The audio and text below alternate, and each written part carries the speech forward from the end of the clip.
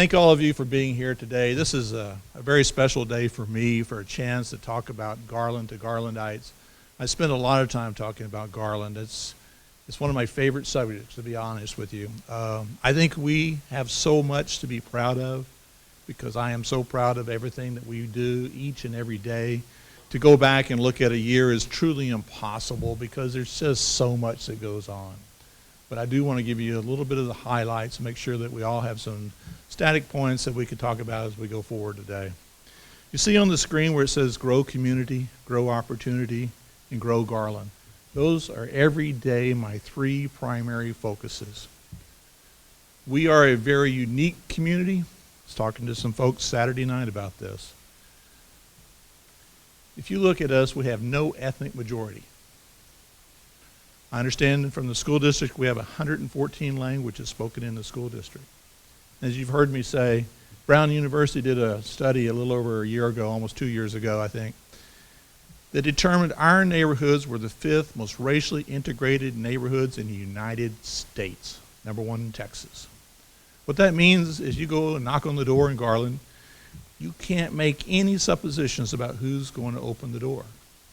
And once they do, you can't make any suppositions about who lives next door to them. I love this city.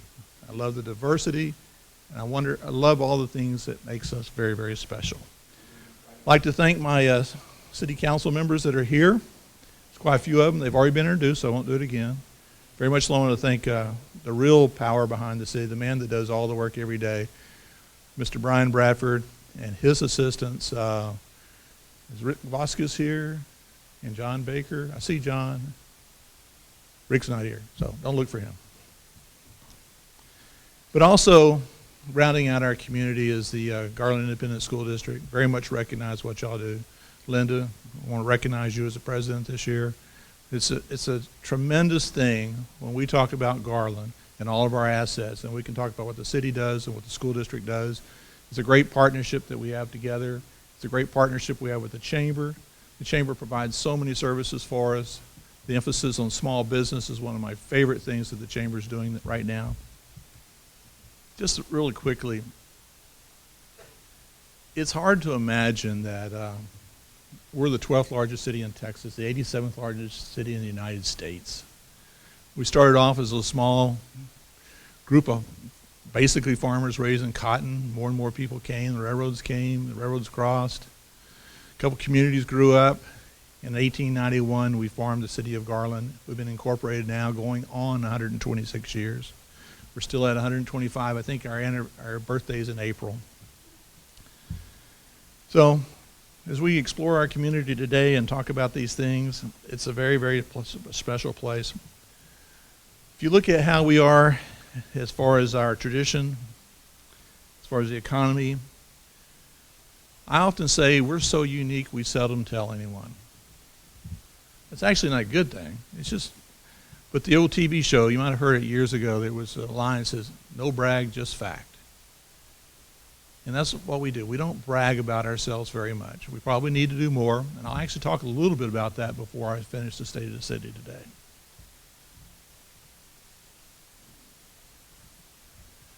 If you look at this, we have a very, very stable credit rating. It's very good for our citizens. It keeps our interest rates down. It's a very positive. We have a very stable tax rate. We haven't increased the tax rate in the last 9 years. And we have a high bond rating. If you look at where we've been through 2008 and on, we went through a recession like everybody else in the country. We actually came through the recession with a higher credit rating than we went in. Higher bond rating. So I think that's very, very impressive. But some of the budget priorities we're working on this year, I'm going to name 5 things. You see 3 of them up here. A new emphasis on body-worn cameras for all of our police officers. New safety gear and equipment for our firefighters. More emphasis on improving our streets. Basically every year for the last 3 years, we've increased our budget for streets significantly. Everyone knows that you can find potholes just about anywhere you go look if you look hard enough. The cities around us are all suffering the same challenges, but we're putting a lot more money towards streets than we ever have before, with the emphasis of getting them fixed, and we have a long-range program going ahead. We're also providing more effort toward growing Garland, more money for economic development. And we're putting a lot more support in the areas of building inspection and code compliance. One of my favorite slides. Right now, at the state legislature, there's an effort to cap cities' revenues at 4% per year. That would barely cover inflation in many cases. If you go through a situation like we did since 2008 with a recession in there, you can't get back to where you were once you go down. They don't let you raise it if you go down. And for us here in Garland, we've raised our tax revenue last year was just back to where we were in 2008 with a little inflation factored in. This is the cost of government. This is what I'm actually telling legislators they need to look at. If you look at our budget for the last 11 years, we publish our cost of government. That's taking the effective tax rate and factoring it in with a median household income. Those change, but you factor them in together and you can come up with the cost of government. In Garland, Texas, our cost of government is 1% or less of the median household income. For the median household in Garland, that's about $60 a month. And what do you get for $60 a month? Pick up the phone, dial 911, police and fire will be there. There will be an operator to take the call. The streets that you drive on, the city hall that you have, the parks you go to, the libraries you go to, the recreation centers you go to, it all is paid with $59 a month. I think that's a heck of a value. Anyone disagree? And yet, at the legislature right now, they're trying to tell us how to manage our resources and stuff, and I think we've done an extremely good job. So, if you have a chance to speak to your representatives and senators, please say, cost of government. What's the cost of government? I told you in Garland it's 1%.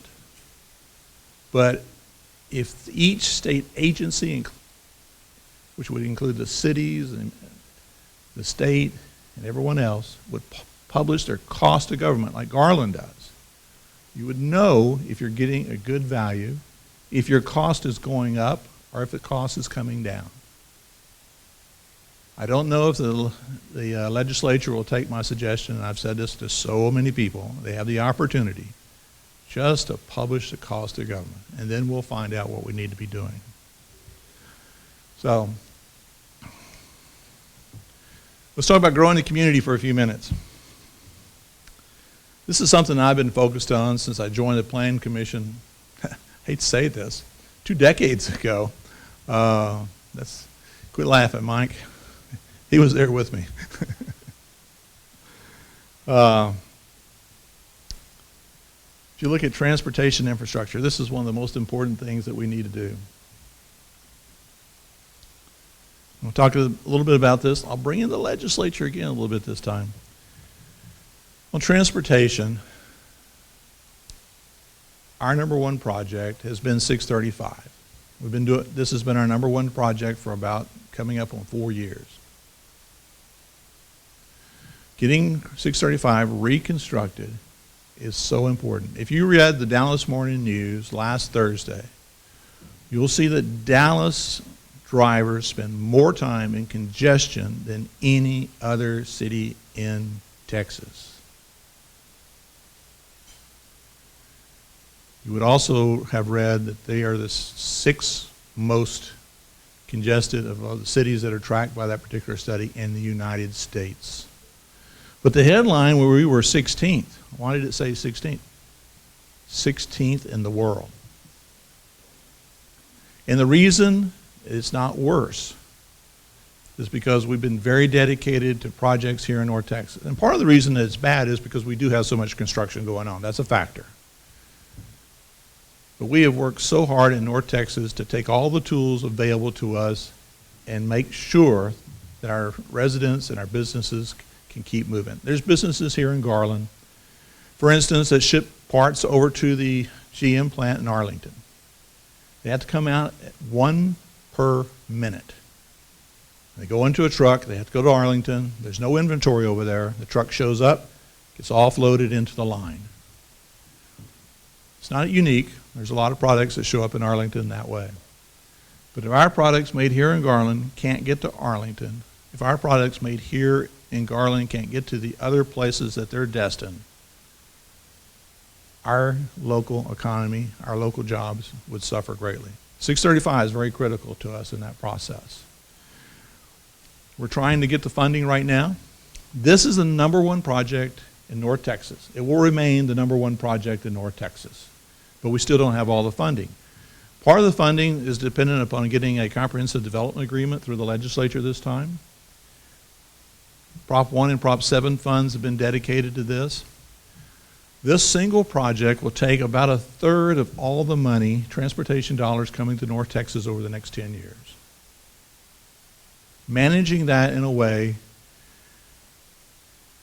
that gets the project done as quickly as possible is the largest challenge that we face right now. We cannot have this as extended out over a 10-year redevelopment. It's going to be great. It's going to be continuous frontage roads along 635. You can imagine real quickly how much that will help. Instead of 4 lanes, there'll be 5 lanes on each side, tax-supported lanes. And as it's designed right now, there'll be 2 managed lanes on each side. Part of those would be tolled, part of them would be untolled as it's designed right now. So critical that we get this and that we get it done quickly. So trying to put pressure on all of our legislators to keep this at the top of their list and get the funding that we need for this is extremely important. But when I mentioned Prop 1 and Prop 7, those funds are subject to being taken away and used for other things. Right now, that's not out there on the table, but it has been discussed. As you know, the legislature doesn't have as much money this time as they would like to have and as much as they probably need. And that's not going to be true just this legislative session. It's going to be future legislative sessions. We're doing the I-30 catalyst study right now. This is so important. The last time we had a major interstate transportation project in Garland, it took about 10 years to redo I-30. And in that time, it killed so many businesses out there. They moved, they went somewhere else where they could do business. And they haven't come back. And they're not going to come back. Once you move, why would you come back? So we have a forest that has to be replanted and regrown. And again, that's why I don't want to take a lot of time on 635. We don't want to see that repeated.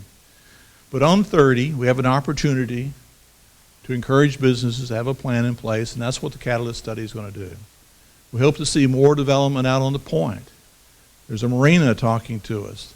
TxDOT's looking at some changes to 30 that would be very, very positive for us. So those opportunities are very great. And the third item up here I'd like to mention is realigning 78. Highway 78 right now, as it comes down from Lake Lavon, follows the old Bankhead Highway route when it gets to downtown, cuts across downtown, technically on Main Street. Well, actually, we use B&D. We used to be on Main Street, and hooks straight south. I call it the kink in the link. And it's so important that we focus on that because Collin County, as it develops, is going to be funneling more and more cars south straight at us. It's not necessarily a bad thing. Collin County is doing an admirable job of planning for their future transportation needs. But as that traffic comes south, it's going to impact us. Some of it will hit the George Bush Turnpike and spread out in different directions, but some of it's going to come through downtown. But the most critical things to looking at the realignment is the opportunity to take traffic away from Garland High School. We've had 3 students this year hit by automobiles. I've watched it as I drop my son off there every day for the last 4 years. He graduated last May. The traffic gets a little worse, a little more bold. Used to when the students would push the button and the yellow lights would come on, they would be respectful. But today, if there's not someone there watching them, someone pushes the yellow button, they start across, and the traffic starts right behind the students. It has gotten to be much more dangerous. So we need to look at another alignment that does a better job for us, protects our downtown, protects our students, and I think there's some really great ways that we can do this. And TxDOT is looking at that right now. Just in this fiscal year, we've already had $80 million in projects added to the budget. I mean, not to the budget. Sorry. Wouldn't that be good, Brian?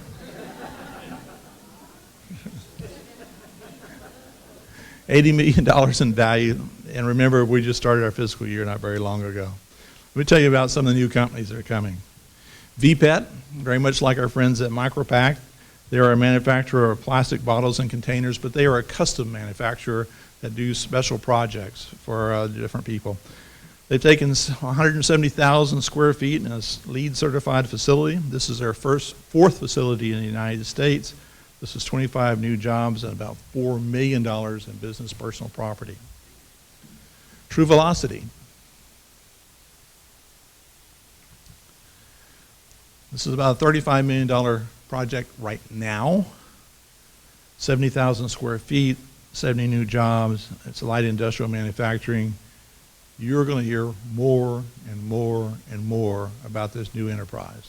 This is something totally different than's ever been done in the world, and you're going to be, like I said, you're going to be hearing a lot. Huntington Industrial Partners, this is a $15 million investment, 169,000 square feet. This is also a LEED development and on Distribution Drive. The Garland Logistics Center, $20 million, about 500,000 square feet. This is Class A commercial space. This is at 635 and close to Garland Road, about on 29 acres. Next project you're probably familiar with. Raging Wire. This is under construction right now on Lookout close to Campbell Road. They started construction last year, $330 million project. Upon completion, it'll actually be 5 buildings. Right now they're at 200,000. It'll be, on completion, estimated completion, 1 million square feet. This data center is our first, but it won't be our last. 42-acre site. They're going to have the grand opening 2017. I'm going to tell you a story that no one else knows. You'll be the first to hear it. Raging Wire is a subsidiary of NTT, Nippon Telephone and Telegraph. If you're not familiar with them, that's the AT&T of Japan. They are a very huge corporation in Japan. This data center is one of 63 they're building throughout the world. They are leasing space, NTT, over by Toyota in one of the Class AA business buildings over there. They wanted the top 2 floors of this new building. They wanted the top 2 floors so they could look down on Toyota. This is a true story, right? You can't print that one down. They'll know where it came from. Let's talk about downtown for a few minutes. You can see things are going fairly well in downtown. What do y'all think? You like it? Like the new City Hall? They're up there still painting. We're having our grand opening March 3rd and our naming ceremony. But there's more to come. We're under discussions right now about what the square should look like. I can tell you that when we did it in 1978, we probably could have done some things differently. I have my complaints about the square. A lot of other people do. And I think that we need to do something that brings people together, gives people a place to come together and be together. My complaint about the square as it used to be was you saw your friend across the square, you might call him, you might text him, you might wave to him, but you would never make it across the walls and the moat to actually shake hands and say hi. So, complete improvement. Not mentioned up here is Phase 4, which is the area along the tracks. That's coming sooner than later is my personal wish. We'll see how that goes. I'd like to talk a little bit about growing Garland, some special things. There's a Wilbo project. If you remember where the Wyrick farm used to be at Buckingham and Shiloh, actually it's still there. The Wilbo Corporation would like to turn that into a completely new type of neighborhood for us, where people of all levels could live, Grandparents could live closer to their kids and their grandkids. It would have parks and a lot of amenities, and it'd be just an incredible place to live. But more than that, it would help anchor that area of West Garland. Because very, very close by, just down Shiloh Road, is Baylor Hospital. And we have an opportunity to work together with developing that area, creating a hospital district where we will try to enhance future development around that area, to stabilize those neighborhoods, to bring more businesses to support that area, to make the hospital more stable, to develop housing and opportunities and quality of life issues that people working at the hospital can live and work and play close to where, and all in the same area. This is very early on, but I'm very, very excited about the potential. Since Rick's not here, Rick Vasquez, we'll blame this on him. We'll give him credit. He's working on this very hard. Looking really, I mentioned it a minute ago, quality of life. Quality of life is one of the most essential things that we can have as a community. That's one of the things that people judge. When people drive through and they're looking for a place to live, they want to know about what the quality of life is going to be. So everything that we do to enhance our quality of life is helping our communities and helping ourselves and improving the place that we live. The first thing that we talk about in the Parks Department is get out and play. If you look at some of the things that we're doing through the Parks Department, I'm so pleased with where the Parks Department has been going these last couple of years. They received the Playful City USA recognition. We're working on bringing a new dog park. Right now it's slated to be in Tuckerville Park. That's out on 66, not very far from the Fire Administration Building. It would be equally convenient for all Garland residents. Or some people say equally inconvenient for all Garland residents. No, it's a good location. We've seen a large increase in our special events. And we have our rec centers. How many people visited our rec centers last year? Over 1 million visits. It is so incredible. We have 6 rec centers. People go there for swimming, to aerobics, karate, exercise. Not all of us go there for exercise. Jazzercise, playing video games, basketball. And we're right now in the process of what's the right word? Redoing. That's not the right word. We're redoing them, several of them. Let's look at the arts. This will soon be right there. Look at Patty. She's smiling bigger than anybody in here right now. This will be right there. I talked to Patty years ago about art down here, and I encouraged her. I thought she'd get a Rubik's Cube and stick it out there or something like that.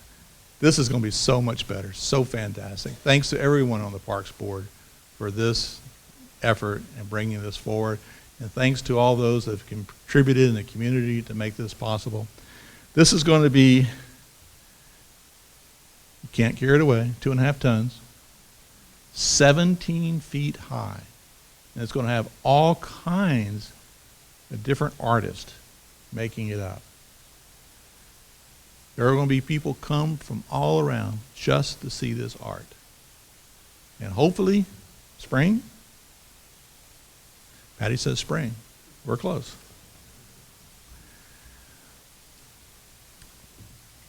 Very proud of some of our neighbors, Lewis and Kay Moore. They worked to get a historic designation for their historic neighborhood on 11th Street.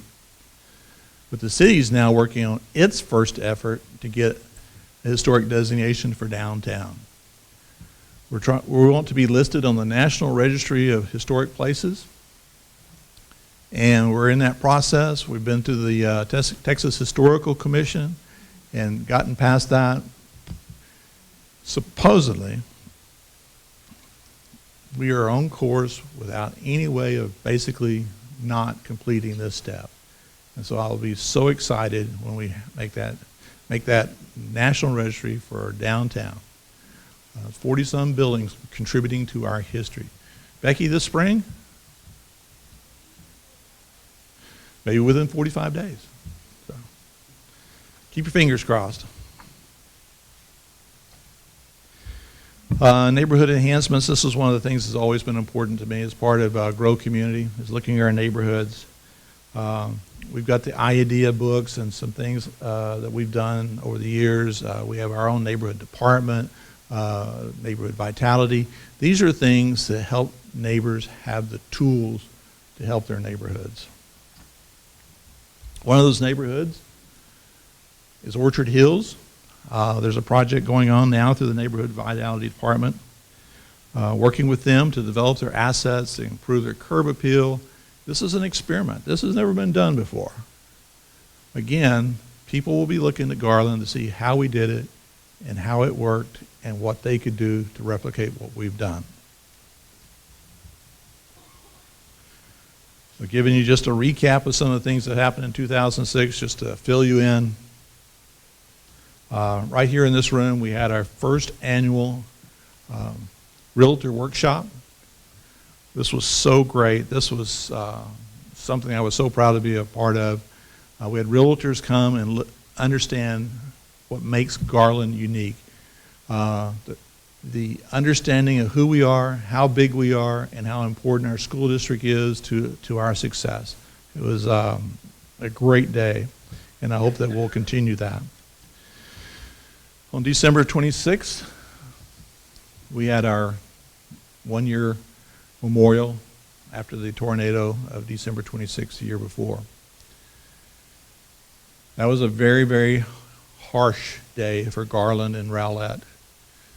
But when we looked at it 1 year, looking back, recognizing the families that were so strongly impacted, those that lost loved ones and those that lost so much property, we could look back and really know that we had come a long ways. We had done a lot to help people. We'd formed the Garland Strong Foundation. We had had so many new houses start, all within 1 year. If you look at tornadoes that devastating anywhere in the United States, I don't think any communities have ever responded better or faster or more competently or more successfully against a tornado. And that's saying a lot. But I'm extremely, extremely proud of what our city government, our city manager, and everyone else down did after that tornado and how far we'd come in just 1 year. I want to really quickly mention some resources for you. These are really cool things you can do. We have the eAssist application that you can put on your phone. You have a pothole, take a picture of it. It figures out where you are, sends a message in automatically.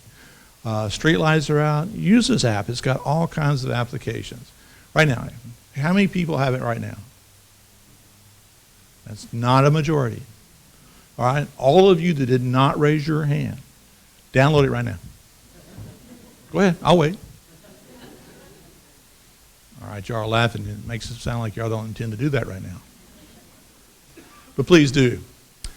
How many of you noticed the wayfinding signage around town? You know, places got the Firewheel logo on the back and tell you how to get downtown, how to get to places in North Garland, South Garland. This is really something that we've been wanting to do for a long time, and it really shows us how to get around. But we also have another program called Engage Garland. You can do this, access it through our website. But this is where we will send you questions and ask you for your opinion on a different subject, and you can give us your advice. And I promise you, we listen to it. We like to hear from everybody, and we like to get that help.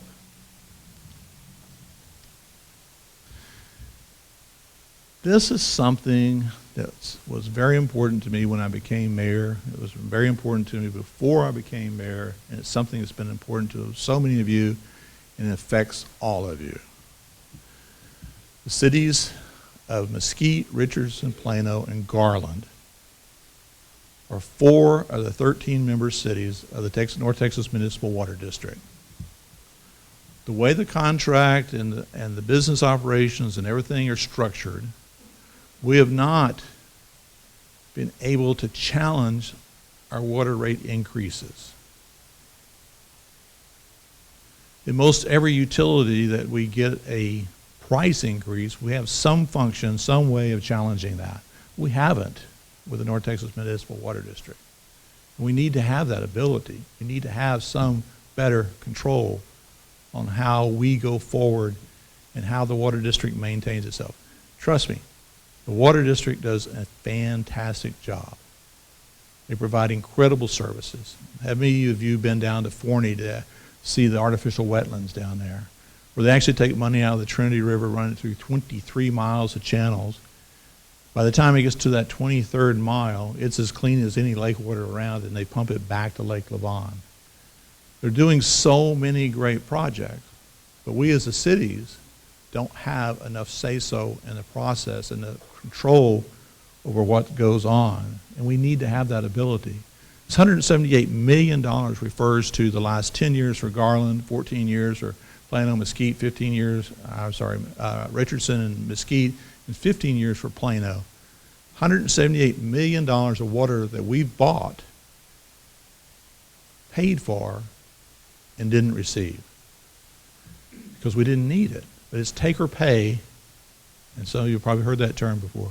Take or pay forces us to buy water that we don't use. At one point in time, cities were kind of envisioned that always keep growing. It wouldn't make any difference. You take it, pay for it this year, and it'll just keep growing. For Garland, we haven't reached our take or pay point in 10 years. As I mentioned, for Richardson and Mesquite, 14 years, and for Plano, 15 years since they reached their peak. It's been all downhill since. So we're trying to work with the water district. We're trying to be leaders in this. And the 4 cities are actually going to the PUC to ask for arbitration to open up this discussion that literally has been going on for well over a decade. But we're making progress, and this is something that will be good for the water district and will be good for all of us. Close to the end, just like to kind of look forward, just kind of wonder with you. One of the things we talked about was realigning 78. That would get cars through downtown in a more friendly way than what we do right now. The streets B and D don't necessarily have to be one-way couplets. They can actually be returned to two-way. Maybe not 2-2, maybe 3-1, maybe 2-1, a little balancing there. But to spread the traffic out, because most of the cars that go through downtown Garland on B and D go down Forest, and somewhere they hook a left and go south. If we could route them more efficiently, it would be good for everybody. But we don't want to just get them through downtown and just kind of go, bye.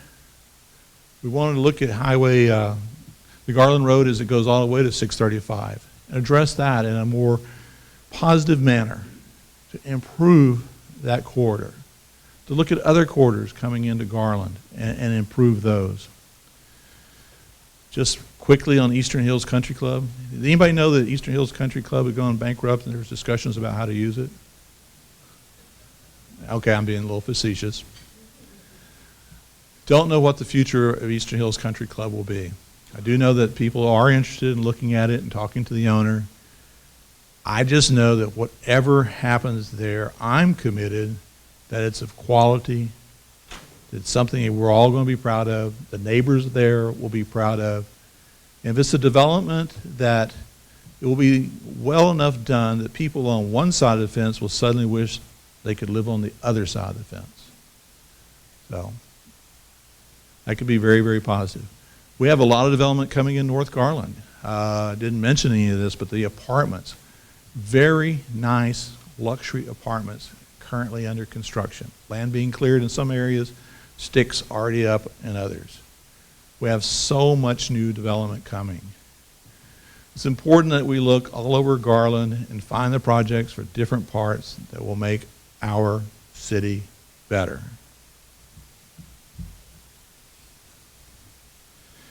And one of the last things I wanted to address is we did an image campaign. Yeah, okay. We know we're the best kept secret in the Metroplex. We know it, not everybody else does. There's perceptions about Garland that we need to address. One of them, here's the 9th safest city over 100,000 in the United States 2 years in a row, 12th on another list, 1st on another list. And one of the perceptions about Garland is that we're unsafe. You open the paper, too often you'll read a story about something happening in Garland. We don't get to tell all the positive stories that go in between. The 99 to 1 positive stories to 1 bad one. And obviously we don't have any crime here. It all comes from Dallas and just stops here, right? All right, that's not always true. We've been working with a company called DCI to find out these issues about us, to find out the positive things that we see in ourselves. One of the things in the study, I'm going to focus on the school district for just a moment, there were a number of negative things that were perceived by the study. But the most encouraging thing to me was literally every one of those items was already being addressed. They were technically past tense, just that the public had not learned about them yet. So kudos to the school district and all that y'all have been doing. It is beautiful stuff for the Garland that we can talk about. It's amazing when you're talking to legislators and they talking about school choice and other things right now. The definitions are a little bit different. They go, but we know Garland's always had school choice. It's not literally true, but we have for decades now. And those are the things that, as we go through, we'll share more with you, and we'll continue letting you know how this study works out. Last, I want to talk about Garland as a destination. We have visitgarlandtx.com. This is where you can find out about the hottest places, the events, and things going on in the community. There's even an app that you can download. So if you're just sitting around and can't figure out what to do, go check your app. There's something going on in Garland all the time. So feel free to go over there and look. Last slide. Thank you. Just real quickly, any questions? I know I've probably told you every possible thing you could possibly want to know. But thank you all very much.